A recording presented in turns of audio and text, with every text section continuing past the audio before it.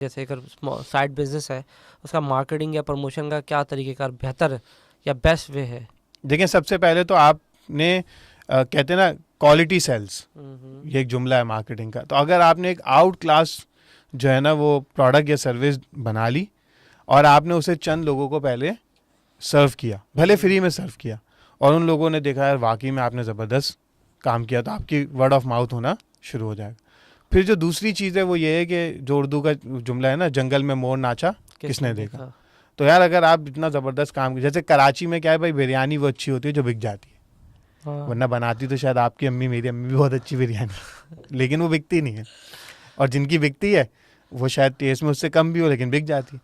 तो दूसरी स्टेज आती है कि यार आप इस पर कन्फर्म हो गया ना कि यार मैं क्वालिटी की चीज़ मैंने बना ली है या मैं क्वालिटी की सर्विस दे रहा हूँ, तो फिर आप खरीदने को तैयार है, ऐसा भी कर लोग खरीदने को तैयार है, तो फिर उसकी मार्केटिंग करते वक्त शर्माना नहीं चाहिए। अच्छा, लोग शर्माते हैं, लोगों को खौफ होता है वही बात कि लोग मजाक उड़ाएंगे यार, या हम मार्केटिंग कैसे कर रहे हैं। तो भाई उसकी सीधी सी बात यह है कि अगर आपके दिल में चोर नहीं है और आप समझते हैं कि यार इससे लोगों का वाकई में बेनिफिट होगा, तो आप उसे मैक्सिमम लोगों तक पहुंचाएं, इसमें क्या शर्म है। और इसका एक सिंपल सा मैं आपको उसूल बता देता हूँ ऑडियंस को, वो ये कि अगर आपके जहन में ये है ना, बल्कि एक मिसाल से इसको समझते हैं।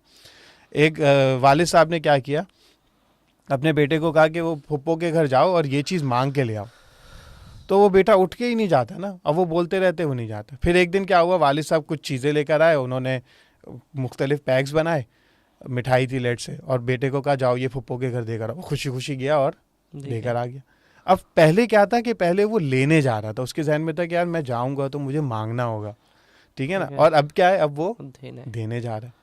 तो अगर आप इस परसेप्शन को बिल्ड कर लें अपने जहन में, पहले तो आउट क्लास क्वालिटी की प्रोडक्ट या सर्विस बना लें, और फिर आप ये कहें कि अब तो मैं लोगों का बेनिफिट, ठीक है मैं फ़ीस चार्ज करूंगा या मैं पैसे लूँगा, ये प्रोडक्ट की प्राइस होगी, लेकिन जितने मैं पैसे लूँगा उससे कहीं ज़्यादा मैं वैल्यू एडिशन कर दूँगा।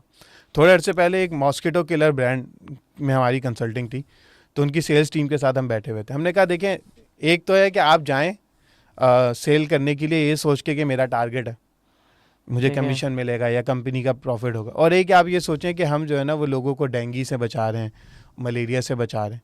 तो जब आप ये सोच के जाएंगे तो ऑटोमेटिकली आपका परसेप्शन ही चेंज हो जाएगा और आपको लगेगा कि मैं अगले के फ़ायदे के लिए जा रहा हूँ। अच्छा, इसका जो एक सबकॉन्शियस बेनिफिट होता है वो ये होता है कि अल्लाह ने ना इंसानों को बहुत तेज़ बनाया है, ऑब्जर्वेशन इंसानों की बहुत तेज़। अगर मैं अल्लाह ना करे आपको धोखा देने आया हूँ तो मैं जितना भी अच्छी बात कर लूँ, पता चल जाता है, मेरे चेहरे से कोई ना कोई नॉन वर्बल कम्युनिकेशन ऐसा होगा कि आप बोलेंगे यार इसकी बातें सब समझ आ रही हैं लेकिन दिल में नहीं आ रही। वर्सेस अगर मेरी नीयत बिल्कुल इखलास वाली है तो हो सकता है मैं बहुत अच्छा बोल ना पाऊँ, लेकिन वो मेरा इखलास जो है ना वो नॉन वर्बल कम्युनिकेशन से आप तक चला जाएगा, और आप बोलेंगे यार चलो यार दिल इस बंदे के साथ। और ऐसा होता है, कितने दुकानदार या कितने जानने वाले हैं, हम बोलते हैं यार बंदा है यार सेट है। मेरी गाड़ी वाला भी है, मैं उसको यार सही है यार, रेक ले पूरी गाड़ी चला दे, वो आपको आहिस्ता आहिस्ता बिल्ड होना शुरू हो जाता है।